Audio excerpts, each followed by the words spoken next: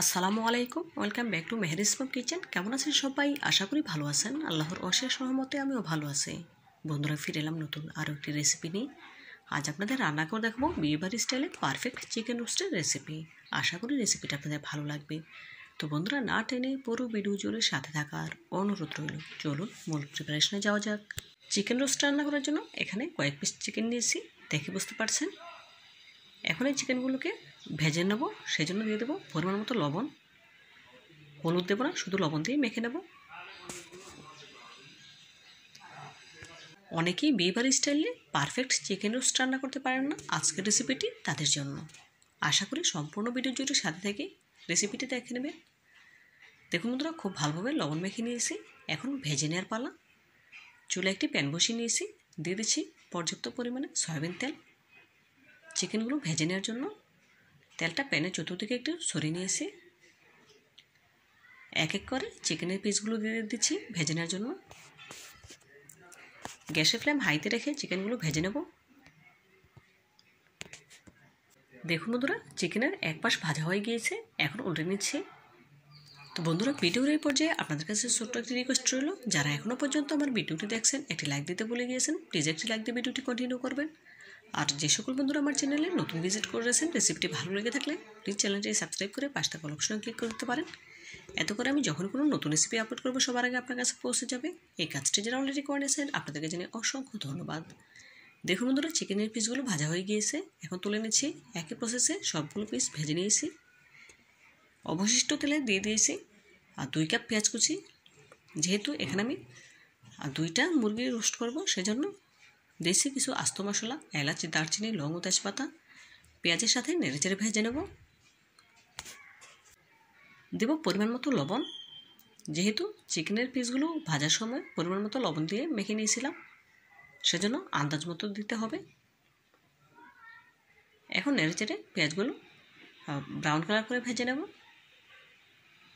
দেখুন বন্ধুরা, এই পর্যায়ে পেঁয়াজগুলো ভাজা হয়ে গিয়েছে, দেখে বুঝতে পারছেন।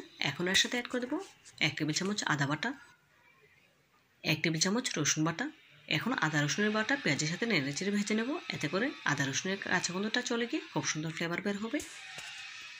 আদা রসুন যখন ভাজা হয়ে গিয়েছে, তখন এর সাথে অ্যাড করে দেব 1 চা চামচ কাজু বাদাম বাটা, 1 চা চামচ দেশি বাদাম বাটা, 1 চা চামচ কিশমিশ বাটা।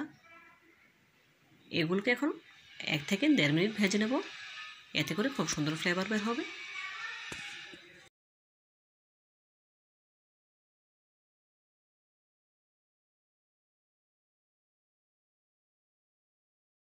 বাদাম কিশমিশ যখন ভাজা হয়ে যাবে, তখন এর সাথে অ্যাড করে দেবো 2 টেবিল চামচ মিষ্টি দই।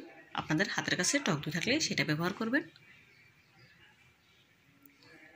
এখন মশলার সাথে দইটা খুব ভালোভাবে কষিয়ে নিচ্ছি, দেখেই বুঝতে পারছেন।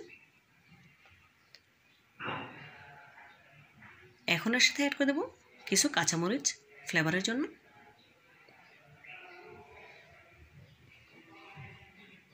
দেব 1 চা চামচ জিরা গুঁড়া, 1 চা চামচ ধনে গুঁড়া,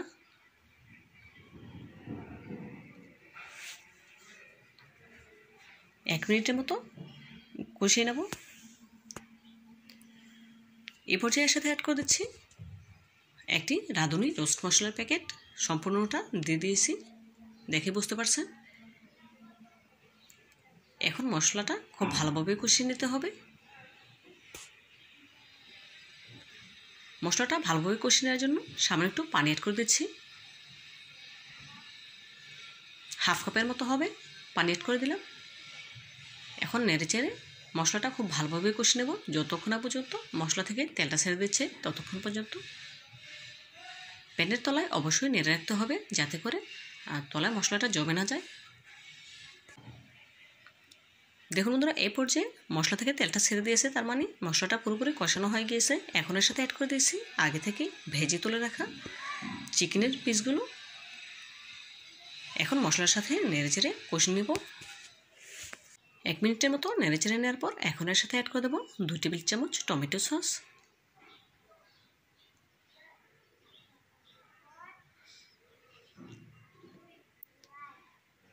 নেড়েচেড়ে খুব ভালোভাবে মিশিয়ে নেব।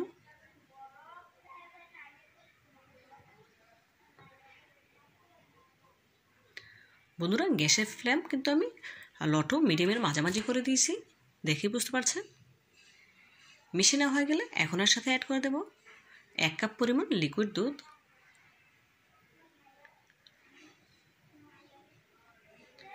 নেড়েচেড়ে খুব ভালোভাবে মিশিয়ে নিয়েছি। দিয়ে দেবো 1 ফালি লেবুর রস।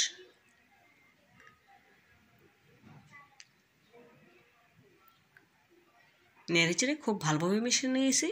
এখন ঢাকা দিয়ে দেবো গ্যাসের ফ্লেম লো হিটে করে 5 মিনিটের জন্য। ফিরছি 5 মিনিট পর। দেখুন 5 মিনিট পর ফিরে এলাম। এখন ঢাকা তুলে একটু চিকেনটা নেড়েচেড়ে দেবো যাতে করে প্যানের তলায় জমে না যায়। নেড়েচেড়ে না হয়ে গেলে আবারও ঢাকা দিয়ে দেবো আরও 5 মিনিটের জন্য।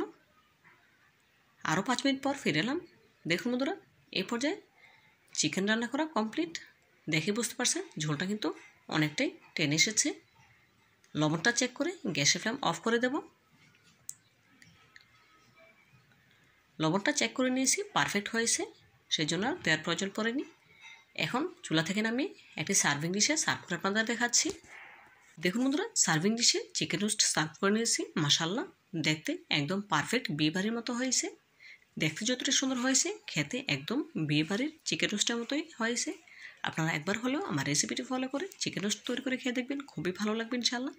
তো বন্ধুরা আজকের মতো বিদায় নিচ্ছি। দেখা হবে নতুন কোনো দিনে নতুন কোনো রেসিপিতে। ভালো থাকবেন সবাই, আর আমার জন্য দোয়া করবেন যেন এরকম নতুন নতুন রেসিপি নিয়ে আপনাদের সামনে হাজির হতে পারি। আজকের মতো বিদায় নিচ্ছি। আল্লাহ হাফেজ।